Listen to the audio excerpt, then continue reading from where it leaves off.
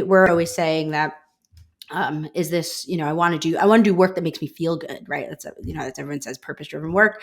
But I think we're now at a point where we can't just be saying, oh, we want to do work that might make us feel good. Like, we have to be doing work that we know is going to change, like I said, the world around us. Like, it isn't just, it's not a nice to have.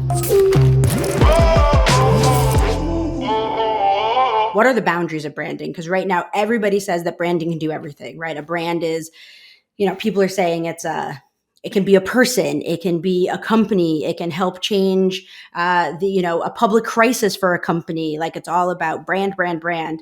I see branding very much as how we create meaning, how we, in many ways, and I think Debbie Millman has, I think, the best definition of branding that there is, which is it's manufactured meaning. It is manufactured to create a promise. It is manufactured to create how people see themselves. But what is design? Design really is about how you create something. It's the act of creating. So designers are creating and making in the service of, many times, branding, especially if you're a commercial designer or graphic designer.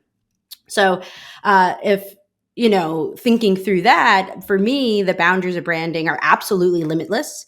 But what's not limitless are people, are designers. And really, it's about, how do designers think about their role right now? How do designers think about what they're making, what they are creating, what the consequences of what they're creating? Traditionally, the design department are like the cool kids in the corner who you don't really involve them in conversations that are important. You sort of do all the strategy and then you give it to them and they make it pretty and make people understand it and all that good stuff. But they're not necessarily the first group that you would go to ask a question like you just asked. I mean, what do you think the implications of, firstly, involving designers like that, and conversely, for designers, what are the expectations if they are going to be asked these questions and think about them?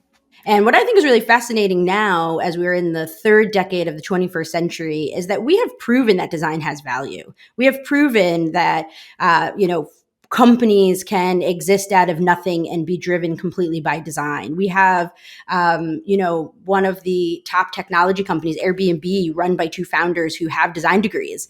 So it's almost like as designers, we have fought so much to say we need to be taken seriously, that we need to, you said, maybe don't ask the kids in the corner. We've tried so hard to be like, we're not the kids in the corner. We're smart. We are, we have a lot to give. We have all this value. And I think what's so fascinating now is that we are sitting at the table. We're like, oh, what does this mean? I think that's really dangerous, that as designers, we're now saying, okay, we fought so hard to be at the top. And now that things are getting difficult, that now, we're in the middle of, I don't know how many numerous interrelated crises across the world, that we as designers aren't saying, okay, what is our mantle of responsibility, or how do we take this mantle and how do we take on that responsibility? This opportunity for us as designers is to think about, how do we design value? How do we think about what the role of type, color, photography, what does that have in actually helping us look at things differently, value community differently, value the way that we look at our environment and our world and the things around us? How do we start to look and not see the world around us as just ultimately replenishable resources, right? Like, I know sustainability is the big hot word. Everyone's talked about it, but it really is, how do we set up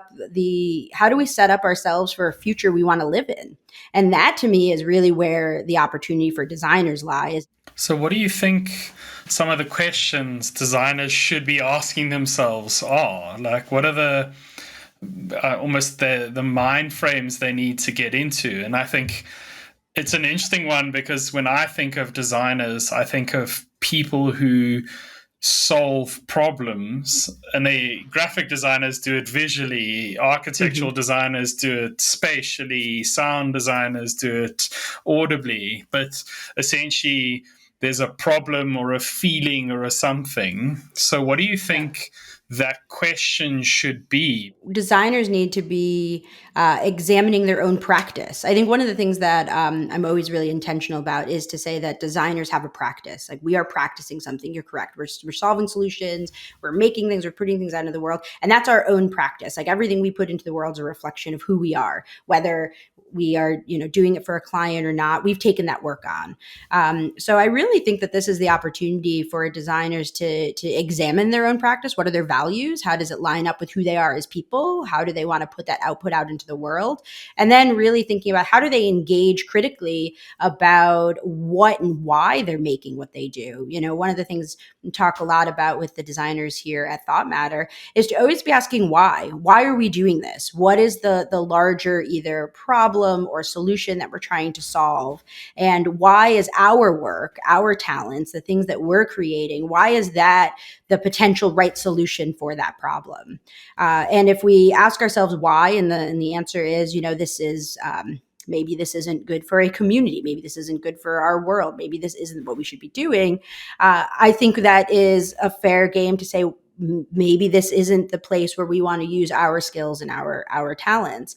Something that, with that said, that, I always have the top of my mind is I know that there's also quite a bit of privilege to be able to say you don't want to do something.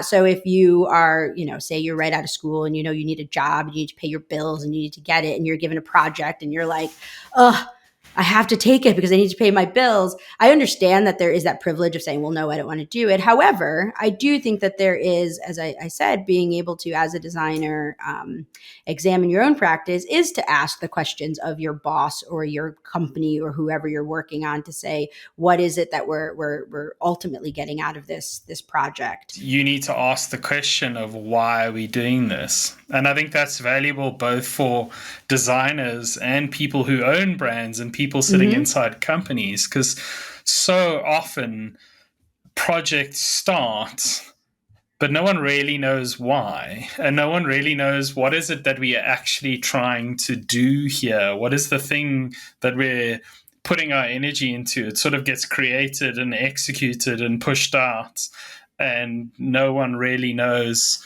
why. So I think that question, why are we doing this and why is it important to us? I do also believe that the best place to change things is from the inside. It's very difficult to stand on the outside and shout at people and get them to be like, you can't do that, don't do that, be better. I think you got much more chance of having an impact if you are inside and asking those questions. Like, why are we doing this? What's the point of this? Oh, I see our company values say people first, but when we looking at this project, what it has potential to do is X, Y, and Z, and I see those two things don't necessarily line up.